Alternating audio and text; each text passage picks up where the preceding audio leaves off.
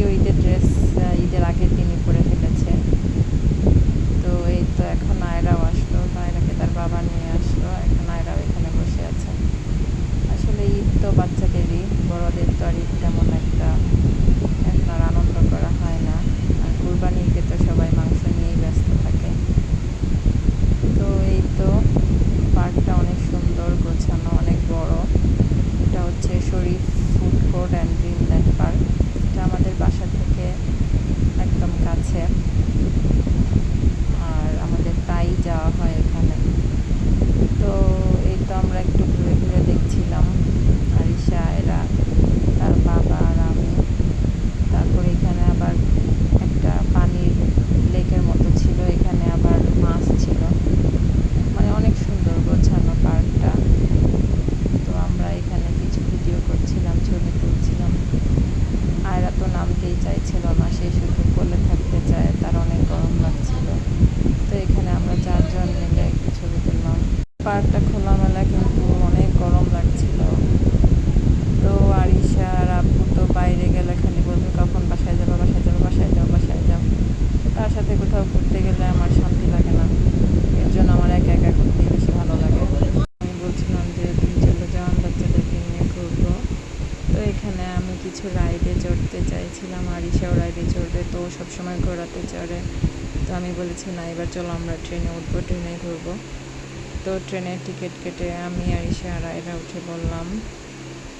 এই তো আয়রা তো উঠতে যাচ্ছিল না, সে তার বাবার কাছে থাকবে, কিন্তু আমি জোর করে ওকে নিয়ে ট্রেনে উঠেছি। কিন্তু আজকে আমাদের ভাগ্যটা একটু খারাপ ছিল, কারণ ট্রেনটা একটা সার্কেল ঘুরতেই ট্রেনটা মানে চাকাটা একটু নষ্ট হয়ে যায়।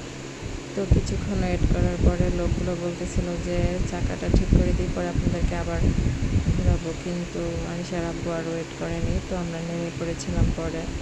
কিন্তু যাই হোক, তারপরেও ট্রেনে চড়তে ভালো লেগেছিল। ভিতরে আবার একটু বাচ্চাদের ভয় দেখানোর জন্য কিছু ভূত বানিয়ে রেখেছিল, কিন্তু আরিশা এই ভূত দেখে ভয় পাবে বলে তাই সে চোখ বন্ধ করে রেখেছিল।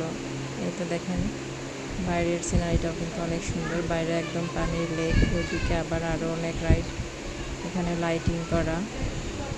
এই যে আরিশা চোখ বন্ধ করে ফেলেছে, সে ভয় পায় না বলছিল, কিন্তু আসলে কিন্তু সে একটু হলেও ভয় পাচ্ছিল। তো এখানে তো দেখেন অনেক সুন্দর, ট্রেনটা ভিতরে একদম ভয়ঙ্কর একটা আওয়াজ দিচ্ছিল, আবার ভূত বানিয়ে রেখেছিল। যাই হোক, আমরা ছোটোবেলায় এরকম ট্রেনে চড়েছি পার্কে, তো ছোটোবেলার কথা মনে পড়ে গেল। তো এই তো ট্রেনটা একটা চক্কর দিতেই একটা না 2টা রাউন্ড দিয়েছিল, পরের ট্রেনের চাকা বারবার নষ্ট হয়ে যাচ্ছিল। পরে আমরা এই তো নেমে পড়বো এখন। তো এই তো ওই যে ওইখানে আবার আরও রাইড আছে, মানে অনেক রকম রাইড আছে, কিন্তু আমরা বাচ্চাদেরকে নিয়ে আসলে বড় বড় রাইডগুলোতে ওঠা হয় না, যেহেতু বাচ্চারা সব রাইডে তো আর চড়তে পারবে না, ওরা ভয় পাবে। আমি অবশ্য আগে রাইডগুলোতে চড়েছি, কিন্তু এখন রাইডে এত একটা উঠতে ইচ্ছা করে না। তো এই তো সবার ঈদ কেমন কেটেছে, আজকে তো সবার ব্যস্তময় দিন। তো গ্রামে আমাদেরকে আগামীকালকে যাওয়া হবে সকালবেলা, হয়তো বা মাঝে মাঝে একটু অন্যরকম ঈদ করলাম আর কি। এই তো